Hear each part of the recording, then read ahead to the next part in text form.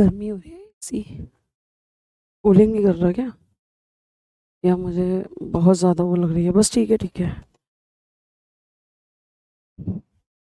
हाँ,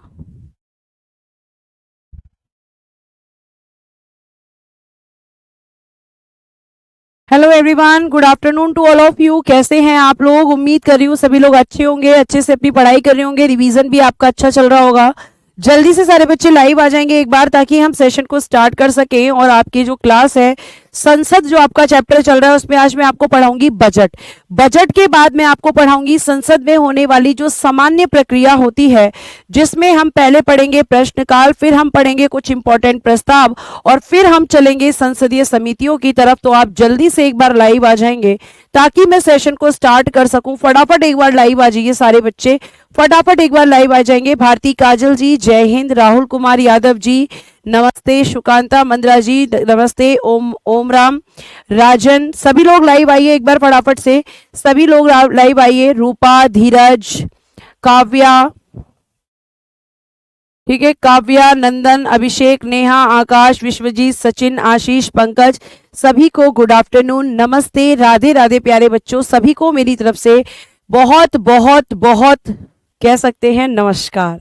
ठीक है, क्यों? क्योंकि आप लोग बहुत परेशान होते हैं कि मेरा नाम नहीं लिया, तो ये बहुत बहुत इसलिए लगाया गया कि मैंने सबका नाम ले लिया है।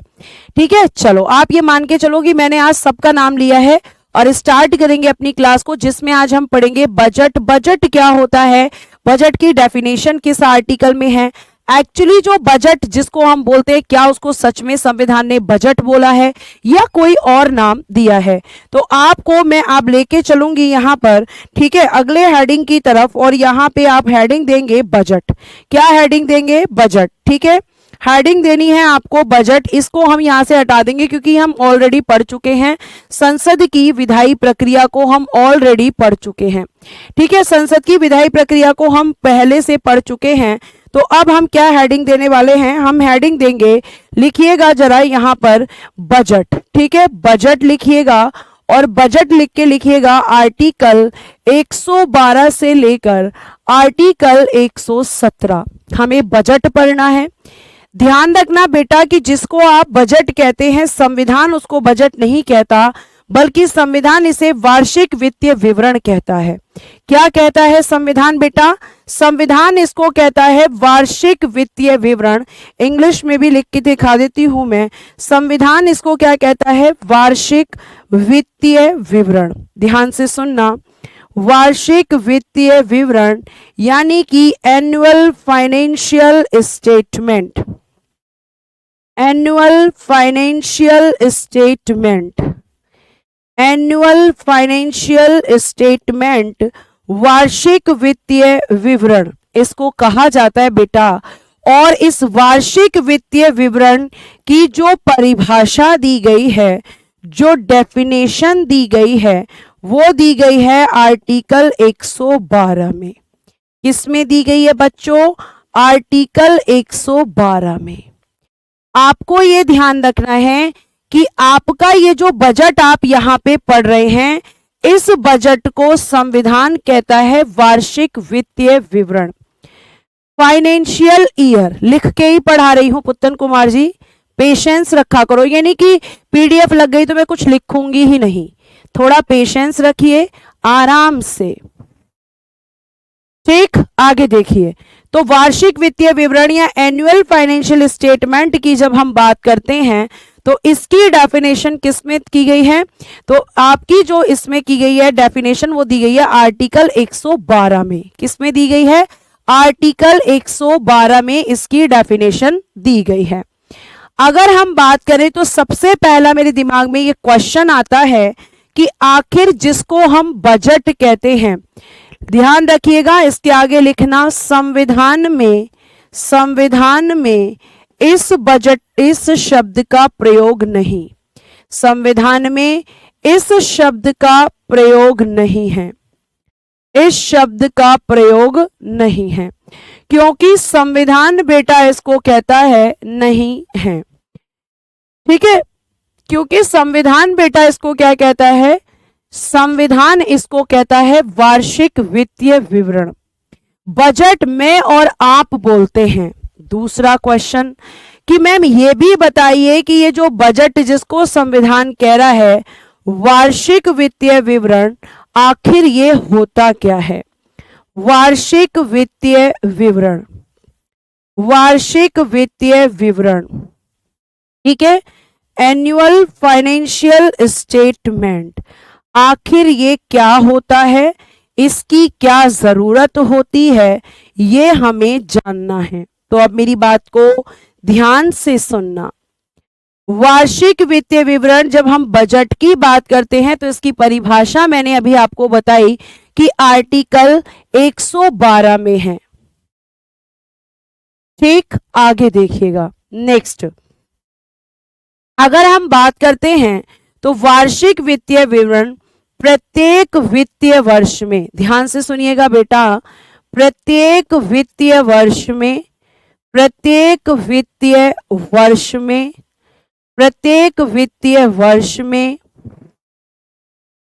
इन एवरी फाइनेंशियल ईयर, प्रत्येक वित्तीय वर्ष में, in every financial year, in every financial year, प्रत्येक वित्तीय वर्ष में, जो कब से कब तक होता है, 1 अप्रैल से 31 मार्च तक। यानी हमारे यहाँ जो न्यू ईयर शुरू होता है वो 1 अप्रैल से माना जाता है। तो प्रत्येक वित्तीय वर्ष में, एवरी फाइनेंशियल ईयर, ये आपका प्रत्येक वित्तीय वर्ष में जो वित्तीय वर्ष है वो कहां से कहां तक, 1 अप्रैल से 31 मार्च तक। प्रत्येक वित्तीय वर्ष में वित्त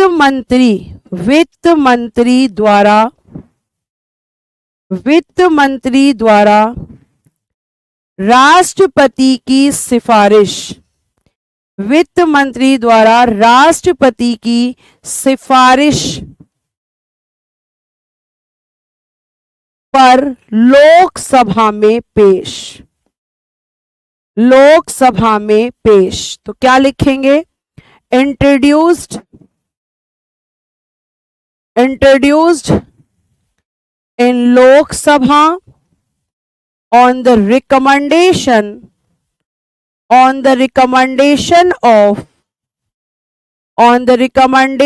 of president, ऐसे लिखना, इंट्रोड्यूस्ड इन लोकसभा, ऐसे लिख लेते हैं, इंट्रोड्यूस्ड, यहां से लिख देती हूं इंग्लिश, इंट्रोड्यूस्ड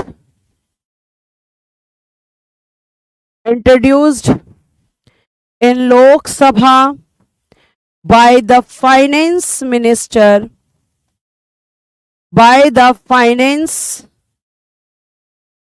इधर लिख देना मिनिस्टर, यहां पे मैं लिख दे रही हूं नीचे, या फिर पूरा हटा के लिख देती हूं, नहीं तो अभी आपके कमेंट आने शुरू हो जाएंगे, ऊपर नीचे हो गया। Introduced in Lok Sabha by the finance minister on the recommendation of president. यानी ये बिल, ये आपका जो बजट है, ये एवरी फाइनेंशियल ईयर प्रेजेंट होता है, कहां होता है, लोकसभा में। कौन करता है, तो मैम वित्त मंत्री, फाइनेंस मिनिस्टर, किसके कहने पर, सीधा लिखा हुआ है राष्ट्रपति की सिफारिश पर, on the recommendation of president, राष्ट्रपति की सिफारिश पर करते हैं। इस बात को बेटा आपको ध्यान रखना है। अब हम ये जानना चाहते हैं कि ठीक है, ये एवरी फाइनेंशियल ईयर प्रेजेंट होता है, बट अभी तक हमें नहीं पता चला कि ये होता क्या है, मतलब इसमें क्या होता है। तो आपको मैं ये बता दूं कि एक वित्तीय वर्ष, ठीक है, यानी कि एक फाइनेंशियल ईयर जो होगा, ठीक है, एक फाइनेंशियल ईयर, एक वित्तीय वर्ष के लिए सरकार द्वारा कितने खर्चे किए जाएंगे, कितने खर्चे, यानी कि एक्सपेंसेस कितने होंगे, खर्चे, सरकार द्वारा कितने खर्चे होंगे तथा सरकार को आय कहां से प्राप्त होगी। सरकार को आय कहां से प्राप्त होगी। आय यानी कि इनकम। आय कहां से प्राप्त होगी, कहां से प्राप्त होगी, इसका पूरा विवरण, इसका पूरा विवरण, इसका पूरा विवरण, फुल स्टेटमेंट, फुल स्टेटमेंट, पूरा विवरण बजट में होता है। यह होता है बेटा आपका बजट। यानी सरकार एक फाइनेंशियल ईयर में कितने, ठीक है, अभी आ रहे हैं रविंद्र प्रजापति शियाराम जी, थोड़ा सा पेशेंस रखें, ठीक। तो कितने खर्चे सरकार एक साल के अंदर, एक साल का मतलब है एक वित्तीय वर्ष में, जो 1 अप्रैल से 31 मार्च तक होता है, इस 31 मार्च तक सरकार कितना खर्चा करेगी, मतलब एजुकेशन सेक्टर पे कितना खर्चा, आपके डिफेंस सेक्टर में कितना खर्चा, हेल्थ सेक्टर में कितना खर्चा, किस सेक्टर में कितना खर्चा होगा, जो स्कीम्स आई हैं, जो स्कीम्स आई हैं, जो योजनाएं आई हैं, उन पे कितना खर्चा। जैसे आपकी एक स्कीम आई थी उज्ज्वला योजना, जिसमें सिलेंडर्स दिए जा रहे थे, गैस सिलेंडर के कनेक्शंस दिए जा रहे थे महिलाओं को। तो ये जो खर्चे हुए हैं ये कैसे होते हैं, तो इसमें मेंशन रहता है, इस बजट में पूरी चीजें यहां पर रहती हैं। और ये बजट क्या करता है बेटा, आपके पूरे साल का बजट एक साथ सरकार लेकर आती है। और आपको ध्यान रखना है कि बजट पहले जहां फरवरी एंड में प्रेजेंट होता था, अब वो फरवरी के फर्स्ट वीक में ही प्रेजेंट होता है, ठीक है। फरवरी के फर्स्ट वीक में ही आपके देश का बजट, और budget every financial year present होता है। यानी कि 1 अप्रैल से 31 मार्च तक सरकार कितना खर्चा करेगी, कितनी उसको इनकम होगी, इनकम होगी तो कहां से होगी, खर्चा करेगी तो कहां कहां करेगी, ये पूरा स्टेटमेंट सरकार पब्लिक कर देती है, यानी जनता के सामने रख देती है। ये होता है बजट। अब हम ये देखेंगे कि जो बजट होता है, ठीक है, इस बजट की अगर हम बात करते हैं तो आपको सिर्फ उतना जानना है जितनी जरूरत है। जैसे अगर आपसे कोई पूछा जाए, अगर आपसे कोई पूछने लगे कि बजट कितने चरणों में पास होता है, तो आप लिखेंगे बजट 6 चरणों में पास होता है। 6 चरणों में पारित, किसमें होता है, 6 चरणों में पारित होता है। यानी कि passed in 6 steps, passed in 6 steps, 6 steps में ये पास होता है। पहले ये पेश होता है, ठीक है, ये आपको ध्यान रखना है। उसके बाद आपकी अगर हम बात करते हैं तो ये पेश होने के बाद इस पे डिस्कशन होता है, फिर ये कमेटी को जाता है, बहुत सारी प्रक्रियाओं से ये गुजरता है, लेकिन आपको इतना डीप में जाने की जरूरत नहीं है, ठीक। उसके बाद ये 6 चरणों में पारित होता है, क्लियर है। पेश कहां होता है, लोकसभा में। अब मैं आपको एक फैक्ट, कुछ फैक्ट बताऊंगी। अब कुछ बच्चे बोल रहे हैं कि वित्त मंत्री कौन होता है, वित्त मंत्री। पहले भैया मैं इस प्रश्न का उत्तर दे दूं, फाइनेंस मिनिस्टर। आपको मैंने क्या पढ़ाया है मैम, आपने हमें कैबिनेट पढ़ाई थी, आपने हमें मंत्री परिषद में एक मिनिस्टर्स पढ़ाए थे, जिनको आपने कहा था कि कैबिनेट कैटेगरी होती है मिनिस्टर्स की। उस कैबिनेट मिनिस्टर में एक वित्त मंत्री होता है, गृह मंत्री होता है, वहां पे भी बताया था मैंने, रक्षा मंत्री होता है, विदेश मंत्री होता है, ठीक है। तो ये आपको ध्यान रखना है कि ये फाइनेंस मिनिस्टर जो होते हैं ये आपके कैबिनेट मिनिस्टर होते हैं। और इस समय आपके देश की वित्त मंत्री वर्तमान की अगर हम बात करते हैं तो वर्तमान में आपकी निर्मला सीतारमण है, निर्मला सीतारमण, ये आपकी फाइनेंस मिनिस्टर हैं, ये वित्त मंत्री हैं। और बजट हमेशा वित्त मंत्री ही प्रेजेंट करेगा लोकसभा के अंदर, लेकिन जब राष्ट्रपति उनको रिकमेंड करेंगे, उनसे सिफारिश करेंगे तब, ठीक। आगे सुनिए, आगे अगर हम बात करते हैं तो अगर हमसे कल को कोई क्वेश्चन पूछने लग जाए कि हमें ये बताओ कि फादर ऑफ बजट किसे कहा जाता है, father of Indian budget, father of Indian budget किसे कहा जाता है? यानी कि बजट का पिता या भारतीय बजट का पिता, भारतीय बजट का पिता, भारतीय बजट का पिता, तो मैं आपको कहूंगी कहा जाता है जेम्स विल्सन। जेम्स विल्सन, क्योंकि इसने आपके ब्रिटिश भारत में 1860 में पहला बजट पेश किया, पहला बजट पेश। ठीक है, ये तो हो गया ब्रिटिश इंडिया का। अब अगला फैक्ट हमारे दिमाग में तुरंत आना चाहिए, और वो फैक्ट आना चाहिए कि स्वतंत्र भारत का पहला बजट, स्वतंत्र भारत का पहला budget, first budget of independent India, first budget of independent India, independent India, स्वतंत्र भारत का, तो कह देना ये किया था आर के षणमुखम चेट्टी, आर के षणमुखम चेट्टी। इन्होंने बेटा आपके स्वतंत्र भारत का, इंडिपेंडेंट इंडिया का पहला बजट पेश किया था, और ये इन्होंने किया था 26 नवंबर 1947 को, आपके स्वतंत्र भारत का आर के षणमुखम चेट्टी ने।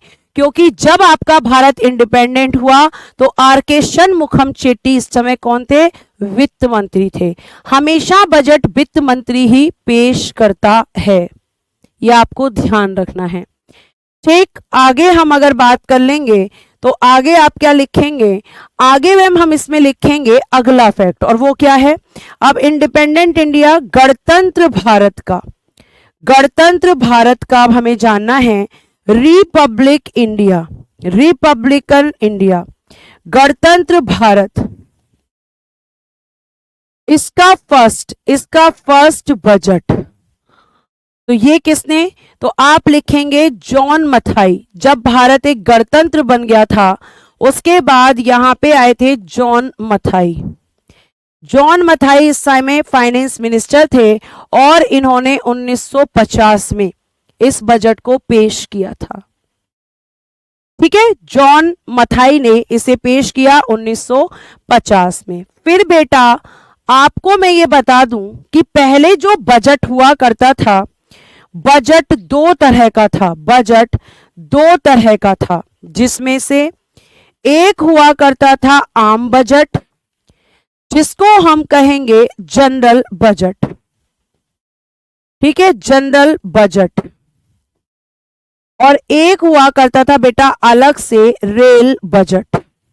ये दोनों आपके अलग अलग थे। ये अलग कब किए गए थे? ध्यान से सुनना। तो इन दोनों को बेटा अलग अलग किया गया, अलग किया गया 1924 में। कब किया गया? 1924 में। अब यहां लिखेंगे लेकिन 2017 में, लेकिन 2017 में आम बजट प्लस रेल बजट, इनका विलय कर दिया, इनका विलय कर दिया, यानी कि इन दोनों को मर्ज कर दिया। और 2017 में किसकी सरकार थी? मोदी सरकार। मोदी सरकार ने कहा कि कोई जरूरत नहीं है इनको अलग अलग प्रेजेंट करने की, यह आपको ध्यान रखना है, कोई जरूरत नहीं है कि आपको इसको अलग जो है। एक बच्चा कह रहा है मैम आपने 1947 लिख दिया, तो 1947 ही तो आएगा बेटा। 26 नवंबर 1947 जब भारत आजाद हो गया था।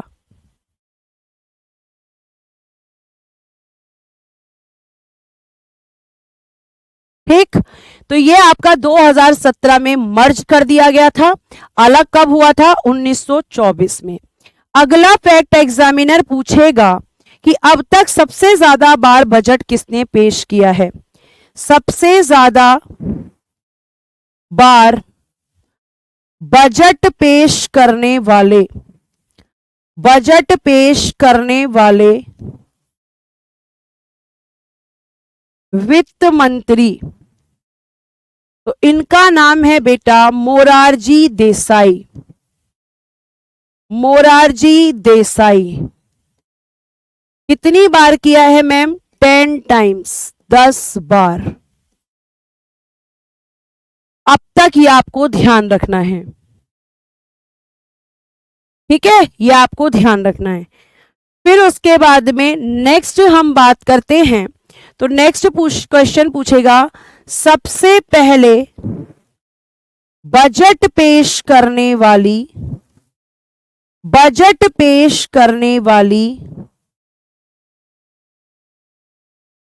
पहली महिला वित्त मंत्री, पहली महिला वित्त मंत्री। तो आप लिखेंगे उनका नाम है इंदिरा गांधी।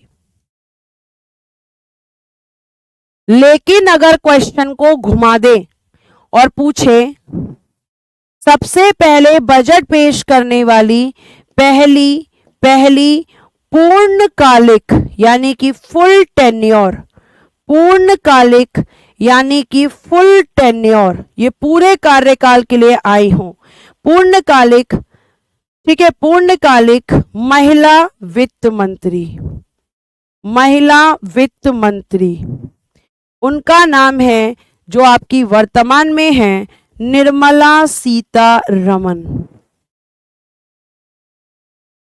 निर्मला सीतारमण। ये सारे क्वेश्चन आपके आते हैं बजट से, जो कि मैंने आपको बता दिया है, ये आपको ध्यान रखना है, ठीक है, ये आपको ध्यान में रखना है। तो इंदिरा गांधी पहली आपकी फाइनेंस मिनिस्टर थी फीमेल्स में, लेकिन ये फुल टेन्योर के लिए नहीं थी, ये कुछ समय के लिए बनी थी और उसी में उन्होंने बजट पेश किया था। लेकिन पूर्णकालिक कौन सी है? तो वो बेटा है आपकी निर्मला सीतारमण। अब आप हेडिंग देंगे संसद में सामान्य प्रक्रिया, संसद में सामान्य प्रक्रिया, general procedure in parliament, general procedure in parliament, procedure in parliament, जिसमें हम सबसे पहले पढ़ेंगे प्रश्न काल, जिसको हम कहते हैं क्वेश्चन आवर। लेकिन इसको पढ़ाने से पहले मैं ये पूछना चाहूंगी कि बजट आपको समझ में आया? एक बार थम्स अप करके अपना रिस्पॉन्स कर दीजिए अगर बजट आपको समझ में आ चुका है तो। बताइए जल्दी से, आपको समझ में आया? प्लीज थम्स अप कर दीजिए जल्दी से। अब इसमें प्रश्न काल में बेटा 3 तरह के प्रश्न होते हैं, जिनमें से एक होता है आपका जो है तारांकित प्रश्न, तारांकित प्रश्न, जिनको हम बोलते हैं स्टार्ड क्वेश्चंस, स्टार्ड क्वेश्चन, जिसपे इस तरीके से स्टार बना होता है। एक होते हैं अतारांकित प्रश्न, अतारांकित प्रश्न, अनस्टार्ड क्वेश्चन, अनस्टार्ड क्वेश्चन,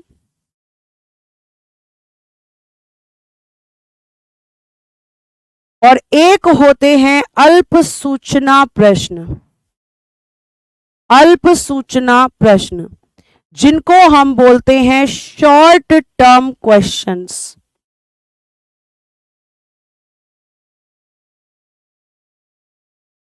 ठीक है, thank you so much, thank you so much.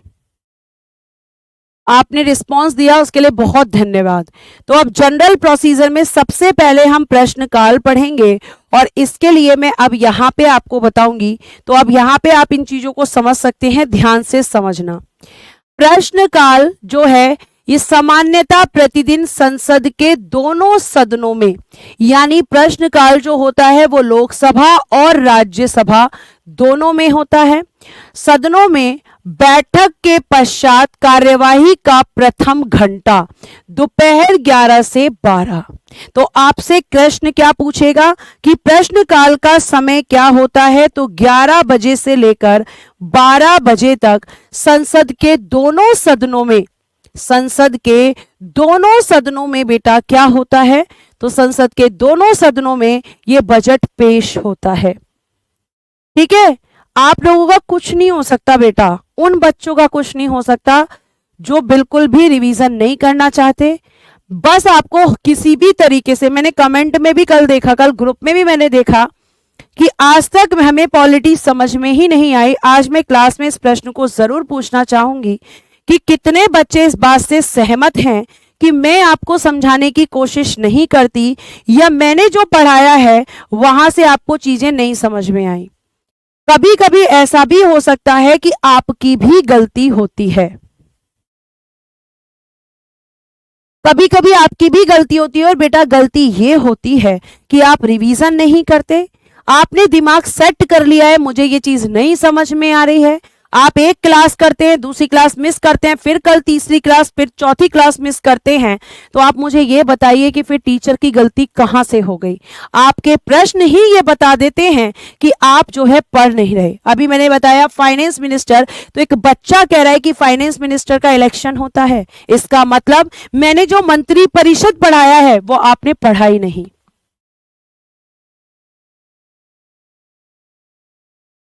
कितने बच्चे ये कहना चाहेंगे, प्लीज कमेंट बॉक्स में मेंशन कीजिए कि मैं आपको यहां पे आपके चीजों को जो है नहीं बताती हूं, या फिर मैं अपनी तरफ से आपको बेस्ट देने की कोशिश नहीं करती हूं। बेटा एक या दो बच्चा अगर इस बात को कह रहा है तो फिर मैं इस चीज को नहीं मान सकती कि मैं आपको नहीं पढ़ा पा रही। लेकिन अगर सारे बच्चे इस बात को कह रहे हैं, या 15-20 बच्चे भी इस बात को कह रहे हैं, तो इसका मतलब मेरे पढ़ाने में कमी है। लेकिन आप इस चीज को कभी एक्सेप्ट नहीं करते कि टीचर एफर्ट लगा रहा है लेकिन हम एफर्ट नहीं लगा रहे।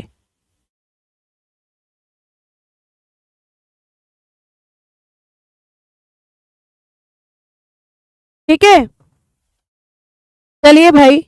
हाँ जी, 11 से 12 बजे तक आपके प्रश्न काल का समय होता है। 0 आवर नहीं है बेटा, 0 आवर अभी बताऊंगी मैं, 0 आवर अभी नहीं है।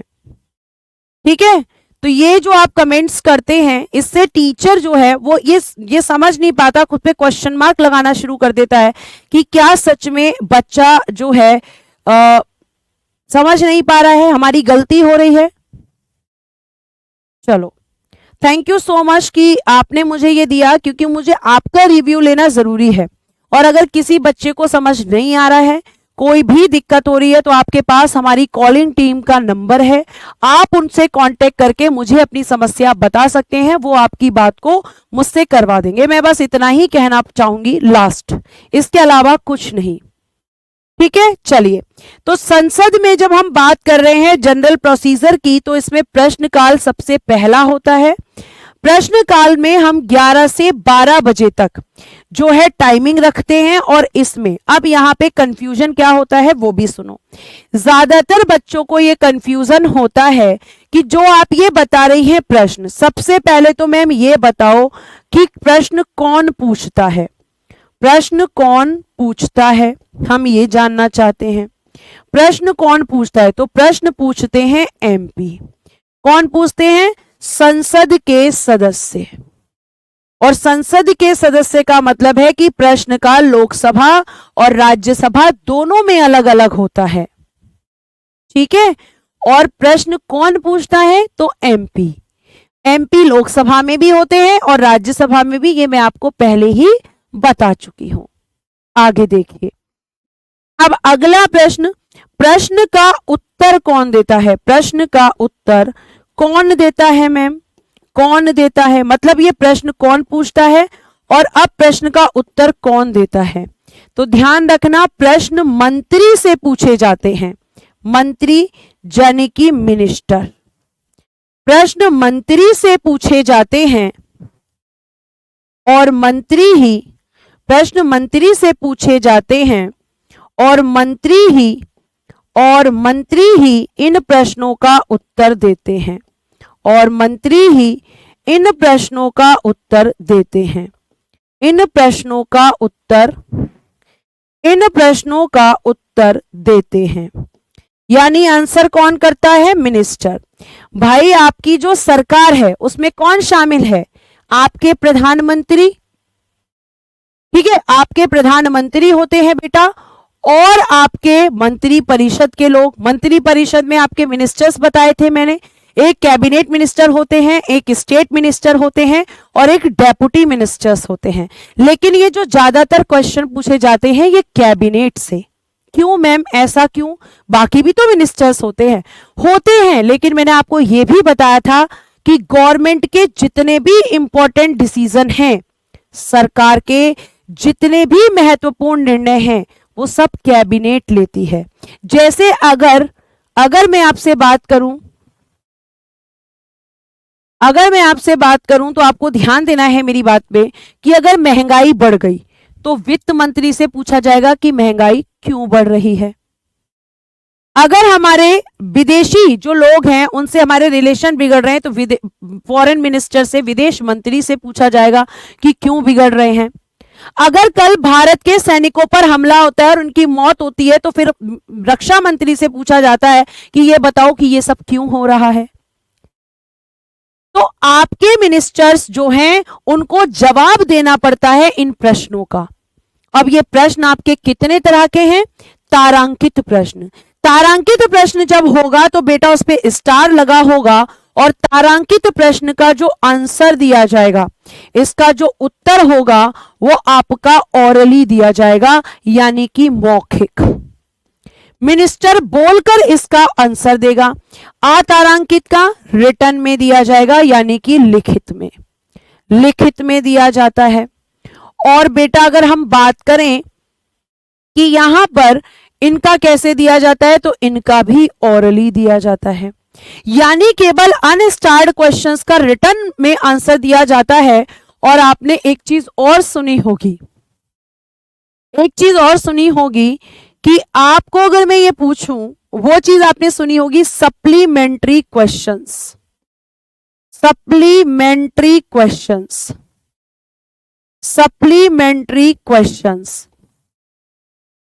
ठीक है, सप्लीमेंट्री क्वेश्चंस ये क्या होते हैं?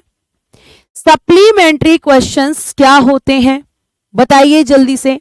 ये किसी आर्टिकल में नहीं है, मुझे ये बताइए कि सप्लीमेंट्री क्वेश्चंस क्या होते हैं।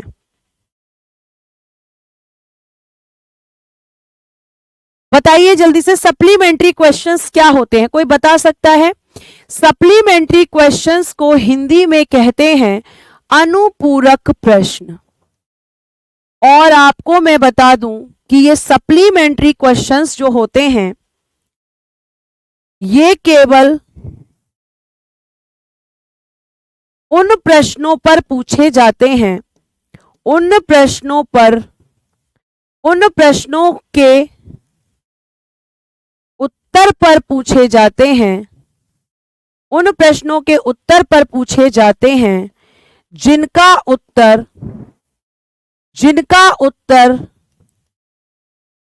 उत्तर मंत्री मौखिक देता है, मौखिक यानी कि ऑरली देता है। यानी ये केवल उन्हीं प्रश्नों के उत्तर से पूछे जाएंगे जिनका आंसर ओरल होगा, यानी मिनिस्टर बोलकर आंसर देगा। यानी हम इसको ये बोल सकते हैं कि ऐसे प्रश्न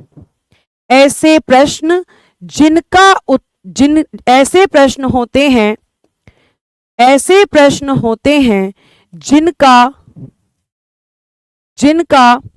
जिनको एक मिनट, अनुपूरक प्रश्न उन्हें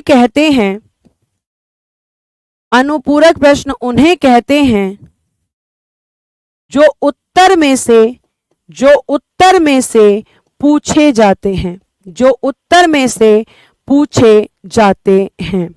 जैसे बेटा आपको मैं ये कह सकती हूं कि आपने मुझसे एक प्रश्न पूछा, आपने बोला मैम ये बताओ कि बजट क्या होता है। मैंने आपको उत्तर दे दिया कि बजट जो है उसमें आय और व्यय का खर्चा बताया जाता है सरकार के पूरे वित्तीय वर्ष का। फिर तुरंत बेटा आप मुझसे क्वेश्चन करें, अच्छा ये भी बताओ कि बजट किस आर्टिकल में होता है। तो ये क्या हुआ, उत्तर में से प्रश्न पूछना। तो उत्तर में से प्रश्न कब पूछ सकते हो, जब मिनिस्टर ओरली फॉर्म में आंसर देगा। लेकिन अगर वो रिटर्न फॉर्म में आंसर देगा तो कभी भी आप नहीं पूछ सकते। तो प्रश्न काल में 3 तरह के प्रश्न होते हैं। प्रश्न काल की टाइमिंग 11 से 12 होती है। अब हम ये जानते हैं कि ये जो प्रश्न काल है इसकी शुरुआत कब हुई। तो देखो सबसे पहले 1721 में इंग्लैंड में शुरुआत। सबसे पहले शुरुआत कहां हुई, पीछे ही लिख लो, लिख देती हूं मैं फैक्ट, क्योंकि आपको लिखा हुआ ज्यादा समझ में आता है। तो आप लिखेंगे कि प्रश्न काल की शुरुआत बिगिनिंग ऑफ क्वेश्चन आवर। तो बिगिनिंग ऑफ क्वेश्चन आवर जो हुई है 1721 में इंग्लैंड में हो गई थी। कहां पर, इंग्लैंड। लेकिन अगर हमसे कोई ये पूछने लगे कि भैया भारत में कब शुरुआत हुई, भारत, तो आप कहेंगे कि 1892 के Bharat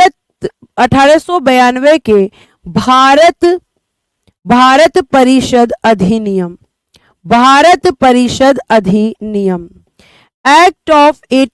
act of Indian council act of 1892। ठीक, तो कब शुरुआत हुई भारत में, देखिए लिखा हुआ है यहां, संसदीय प्रश्न पूछने की प्रक्रिया सर्वप्रथम 1892 के भारत परिषद अधिनियम में शुरू हुई थी। इंग्लैंड में बेटा 11 से 12 दोपहर का टाइम, 11 से 12 रात में थोड़ी प्रक्रिया चलेगी, इतना तो तुम खुद सोच लो, दोपहर लिख दे रही हूं मैं, आधी रात में थोड़ी ना चलेगी प्रोसीजर। ठीक, तो ये आपका 1892 के भारत परिषद अधिनियम लिखेंगे। इंडियन काउंसिल एक्ट 1892, इंडिया में इसकी शुरुआत हुई। ठीक है, सारे फैक्ट हो गए। आगे आता है बेटा आपका अगला शून्यकाल। तो अब हेडिंग देंगे आप शून्यकाल। पहले मैं इसको पूरा पढ़ा देती हूं। शून्यकाल जिसको हम कहेंगे 0 आवर। 0 आवर नाम मीडिया ने दिया। इसे बेटा क्वेश्चन आंसर आवर भी कहते हैं, क्वेश्चन आंसर आवर। प्रश्न उत्तर सत्र, एक दूसरा नाम इसका क्या है, प्रश्न उत्तर सत्र। तीसरा फैक्ट, सारे फैक्ट लिखवा देती हूं। तीसरा, अगर हम बात करते हैं शून्यकाल की, तो शून्यकाल प्रश्न काल के बाद शून्यकाल की प्रक्रिया आरंभ होती है। प्रश्न काल के बाद शून्यकाल की प्रक्रिया आरंभ होती है।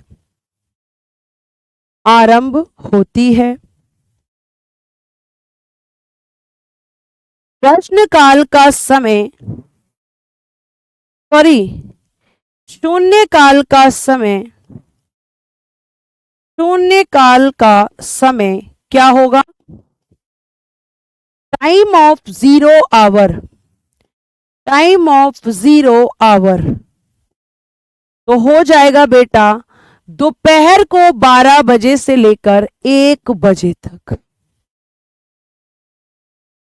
दोपहर को 12 बजे से लेकर 1 बजे तक। कहां पीछे करना है सेवक कुमार जी, शायद आप यहां बोल रहे होंगे, लिख लीजिए।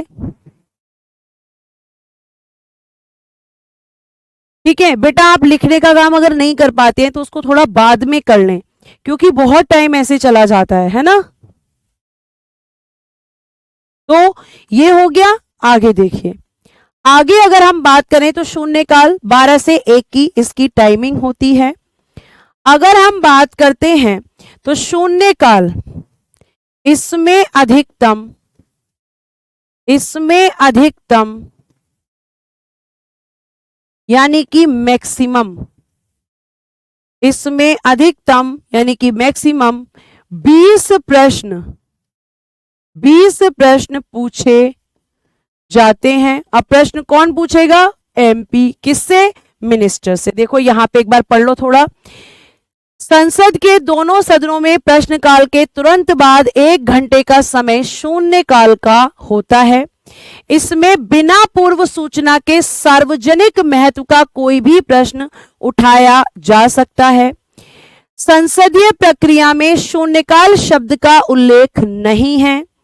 संसदीय व्यवस्था में शून्यकाल भारत की देन है। ये बहुत पूछा जाता है, इंपॉर्टेंट। ये क्वेश्चन ऐसे घुमाया जाता है कि भारत में शून्यकाल जो है वो आपका कब शुरू हुआ, वो सॉरी शून्यकाल किस देश के संविधान से लिया गया, ये आता है। इसका आरंभ 1962 में किया गया। वर्तमान में शून्यकाल के दौरान 20 मामले उठाए जाते हैं। तो मैंने अभी लिखवाया कि मैक्सिमम नंबर ऑफ क्वेश्चंस कितने होंगे? 20। मैक्सिमम नंबर ऑफ क्वेश्चंस कितने होंगे बेटा? तो 20 होंगे। ये आपको ध्यान रखना है। तो शून्यकाल को बहुत कंफ्यूज, 20 प्रश्न पूछे जाते हैं। अब ये जो 20 प्रश्न होते हैं, ध्यान रखना, इसमें प्रश्न इसमें प्रश्न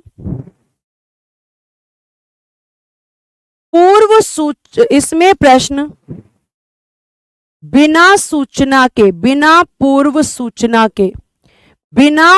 सूचना के पूछे जाते हैं। मतलब पहले से इन्फॉर्म नहीं किया जाता, पूछे जाते हैं। ज्यादातर प्रश्न सार्वजनिक महत्व के होते हैं, सार्वजनिक महत्व के होते हैं। और लास्ट लिखना, शून्यकाल भारत की देन है, यानी कि भारत में ही शुरू हुआ है, भारत की देन है। भारत में इसकी शुरुआत,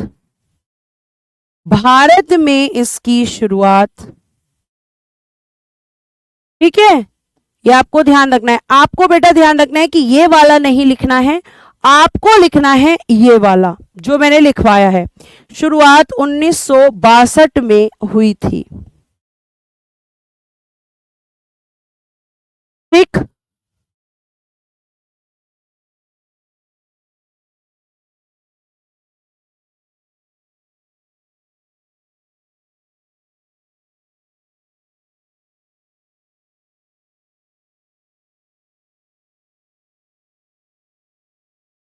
ठीक है, ये आपको ध्यान रखना है।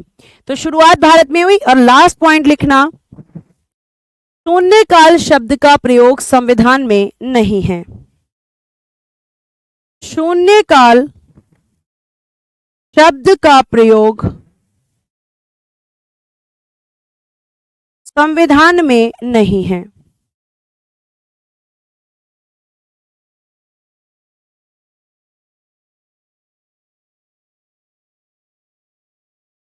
ठीक है, संविधान में नहीं है, यह आपको ध्यान रखना है। क्लियर है बेटा?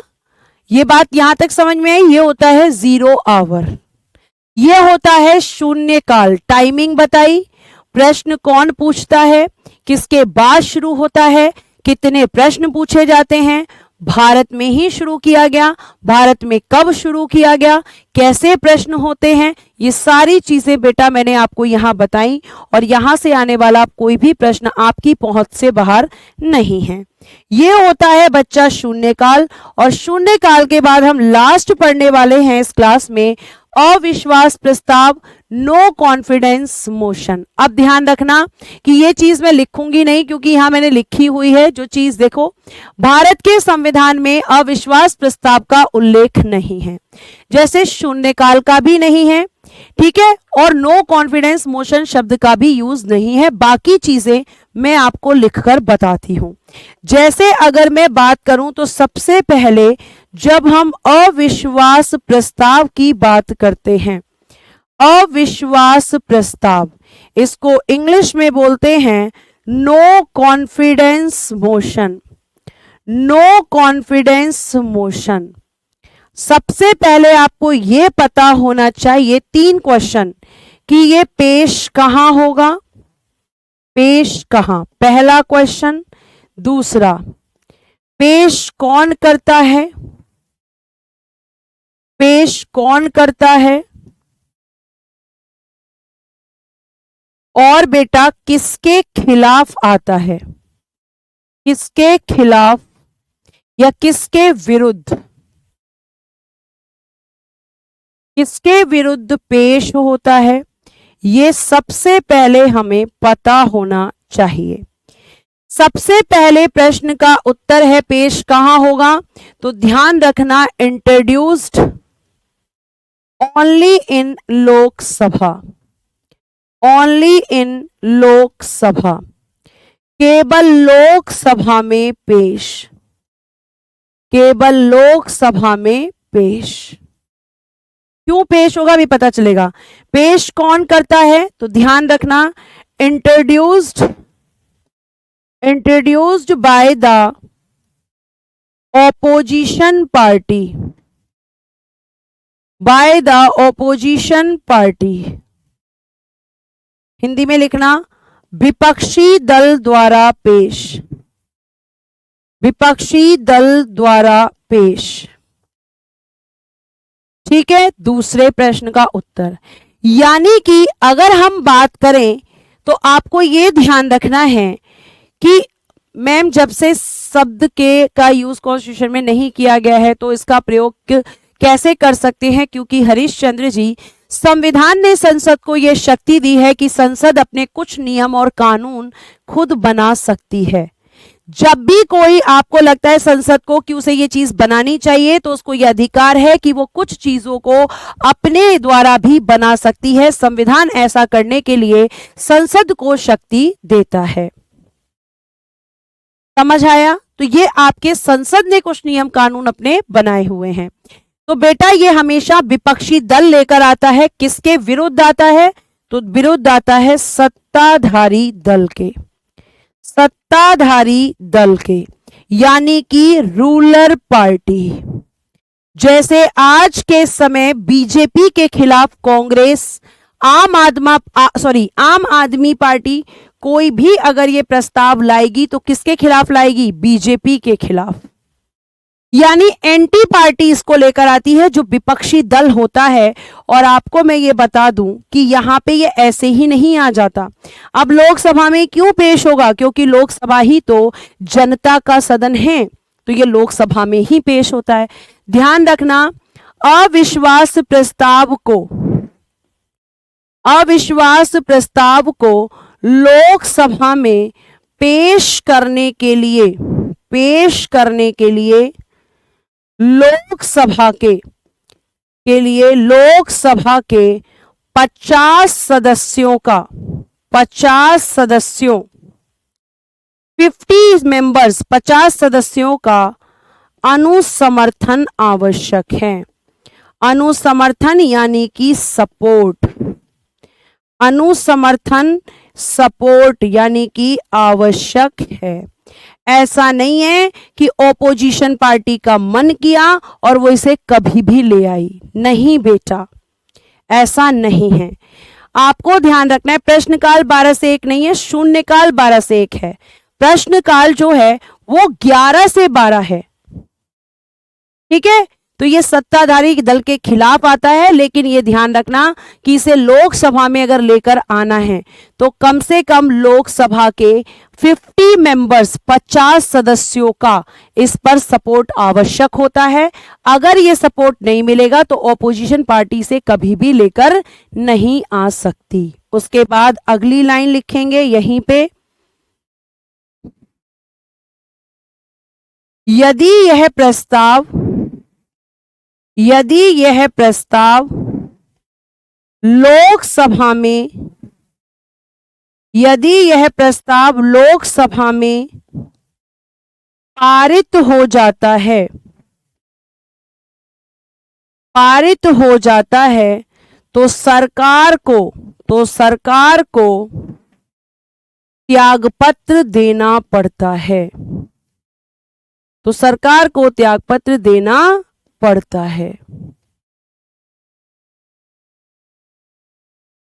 पड़ता है, क्योंकि लोकसभा में इसका पास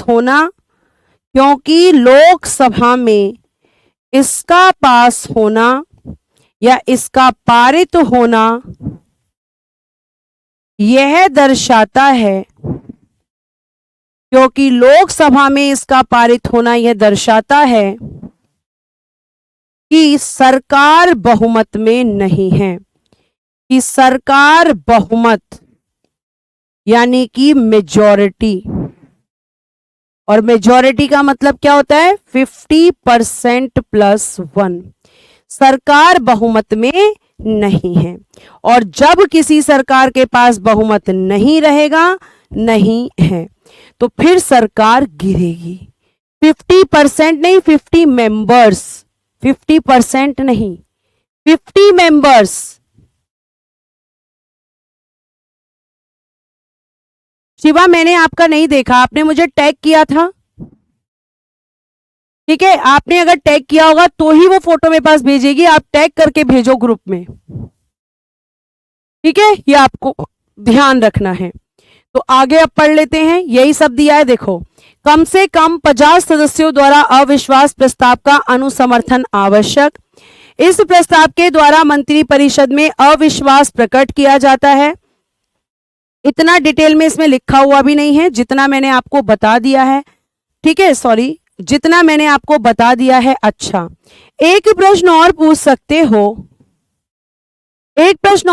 सकते हो, सबसे पहले किसके खिलाफ आया? देखो, सबसे पहले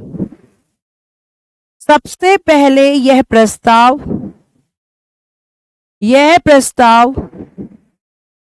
पीएम पंडित जवाहरलाल नेहरू के विरुद्ध आचार्य जेबी कृपलानी लाए थे।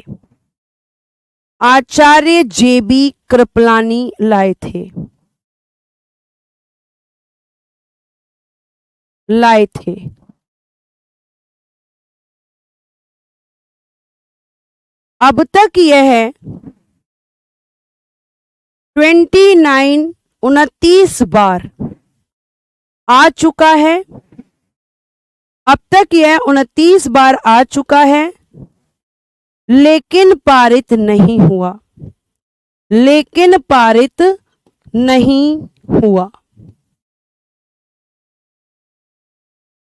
यह आपको ध्यान रखना है, ठीक है, ये अभी पास नहीं हुआ कभी भी।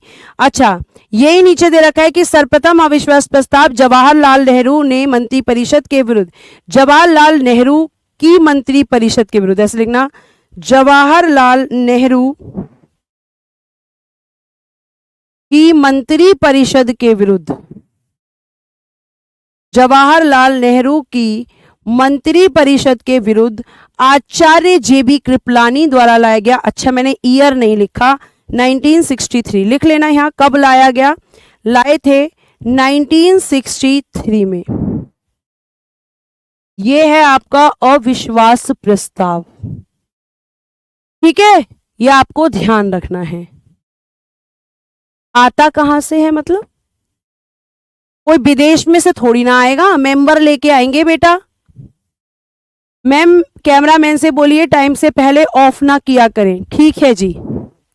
बीजेपी सरकार गिर जाएगी मैम, बोलिए ना भाई, अभी मैं कुछ नहीं बोल रही, ठीक है, ये पॉलिटिकल मुद्दे आप यहां मत छेड़ा करो, ठीक है।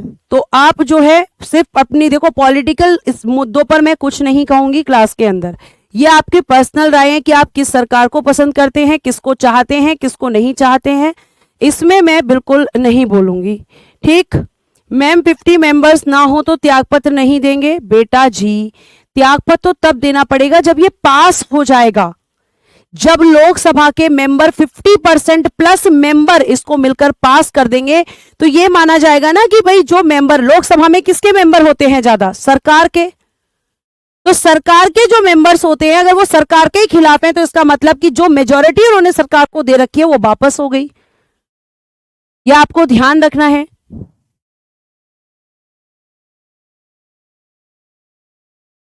ठीक, ये आपको ध्यान रखना है।